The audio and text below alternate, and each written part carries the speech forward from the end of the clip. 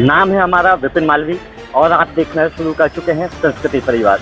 दिल्ली के लाल परेड मैदान पर हुए किसानों के प्रदर्शन के बाद बुधवार को इटारसी शहर के आसपास के किसानों ने ट्रैक्टर रैली निकालकर केंद्र सरकार के द्वारा बनाए गए तीनों कानूनों को वापस लेने के नारे लगाए और विशाल ट्रैक्टर रैली निकाली।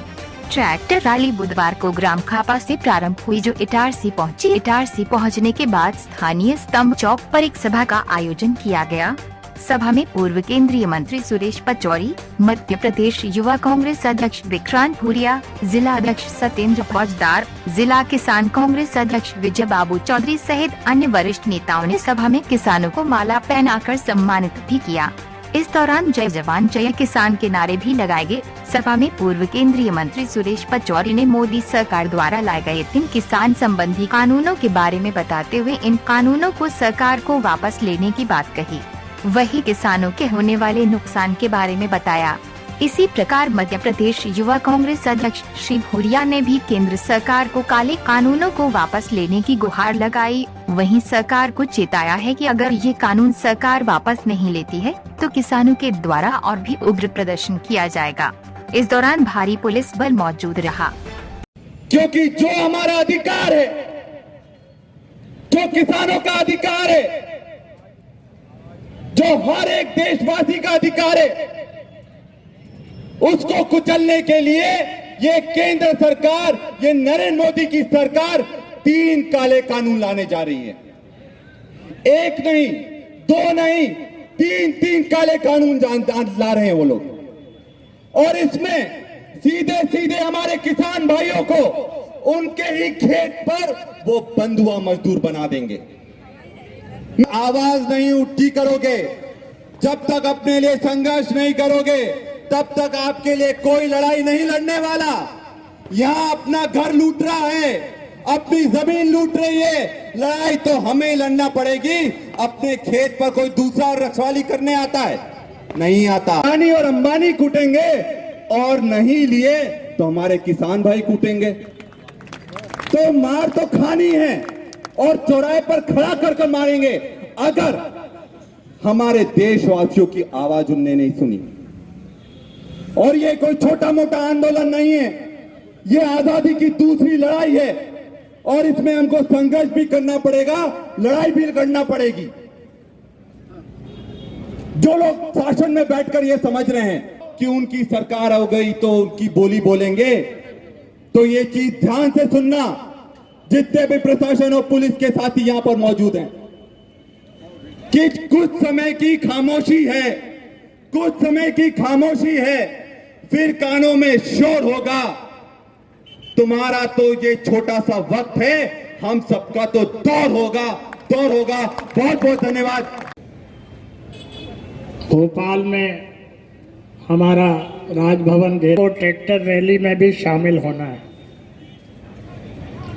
संगठन का निर्देश आदेश हो जाता है, मैं आपके बीच में हूं और आपके बीच में मैं पूर्व केंद्रीय मंत्री होने के नाते नहीं हूं, बल्कि मैं एक किसान के बेटा के रूप में हूं। मैं खुद किसान हूं। पिछले दिनों हमने सिवनी बनापुरा में एक बहुत अच्छी रैली की थी, जितेंद्र भाई ने की थी। आज लेकिन इस जय स्तंभ चौराहा से इतिहास जुड़ा हुआ है। श्रीमती इंदिरा गांधी ने जब चिकमगलूर में विजयश्री हासिल की थी तो यहाँ के जो नौजवान और उस समय नेता हैं और बुजुर्ग नेता भी हैं, चाहे तोमर जी रहे हों, चाहे डॉक्टर जेपी दुबे जी रहे हों, काकू भाई रहे हों, पाली रहे हों, किशोरी मेहरा जी रहे हों, इनमें एक अलग जज्बा था।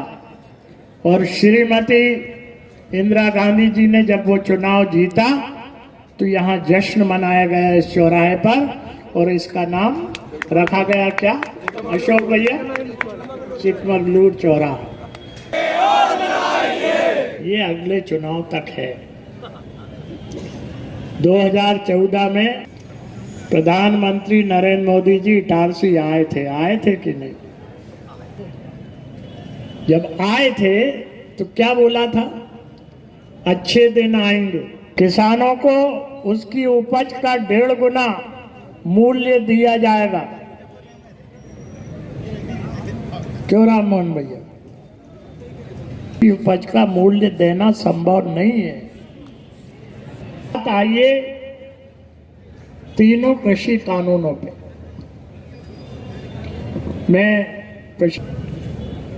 पहला है कृषि उपज व्यापार और वाणिज्य कानून 2020।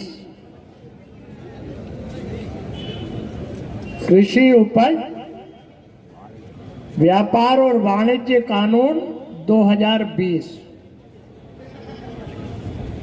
दूसरा है कृषक कीमत आश्वासन एवं कृषि सेवा करार कानून 2020। सामान्य उपभोक्ता संशोधन कानून 2020।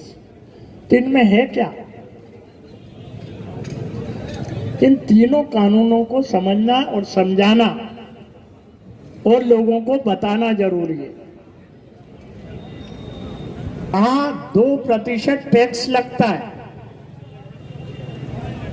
और पूंजीपतियों के यहाँ या आड़तियों के यहाँ आप अपनी उपज बेचेंगे तो वहां टैक्स नहीं लगता। अब क्या हालत है?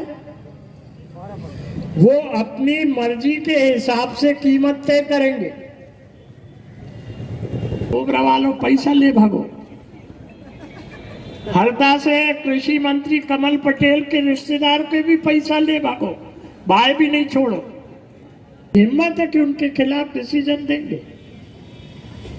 नहीं दे पाए। फिर हम कौन सी फार्मिंग को बढ़ावा दे रहे हैं?